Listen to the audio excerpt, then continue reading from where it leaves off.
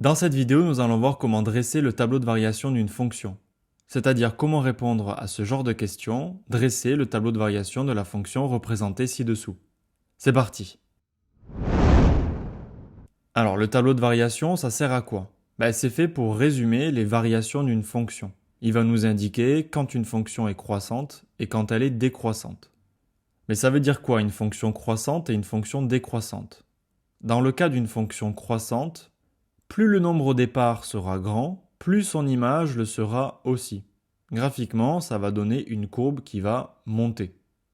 Dans le cas d'une fonction décroissante, plus le nombre au départ sera grand, plus son image sera petite. Et graphiquement, ça va donner une courbe qui descend. Alors ce n'est pas les vraies définitions, c'est juste pour comprendre le concept. Voyons maintenant la méthode pour faire le tableau de variation. Un tableau de variation, ça comporte 2 colonnes et 2 lignes. La première ligne, c'est pour les valeurs de x, et la deuxième, c'est pour le sens de variation de la fonction. La première étape, c'est déterminer l'ensemble de définitions de la fonction. J'ai fait une vidéo sur le sujet, si tu ne sais pas comment faire. Ici, d'après le graphique, l'ensemble de définitions, c'est l'intervalle -5, 6. On place alors -5 et 6 sur la ligne des valeurs de x. Deuxième étape, on va déterminer les changements de variation.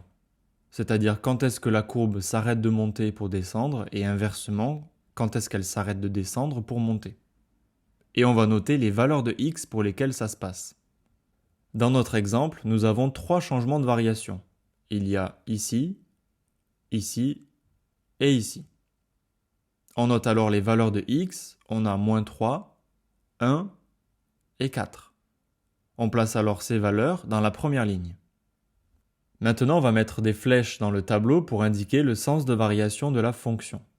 On commence avec l'intervalle -5, -3.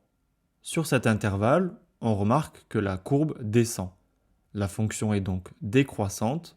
On va mettre dans le tableau une flèche qui descend pour l'indiquer. Sur l'intervalle -3, 1, la courbe remonte, la fonction est croissante, on met donc une flèche qui monte. Sur l'intervalle 1, 4, la fonction est à nouveau décroissante, et sur l'intervalle 4, 6, la fonction est à nouveau croissante. On y est presque, plus qu'une étape, il faut mettre les images des valeurs de x au bout des flèches. On a donc l'image de -5, qui vaut 3,5, l'image de -3, c'est 1, l'image de 1, c'est 3, l'image de 4, c'est -2, et enfin l'image de 6, c'est 2. Et c'est terminé, notre tableau est complet. Et voilà, c'est terminé, tu sais maintenant comment dresser le tableau de variation d'une fonction. Si cette vidéo t'a plu, n'hésite pas à liker et à t'abonner. On se retrouve tout de suite pour une prochaine vidéo.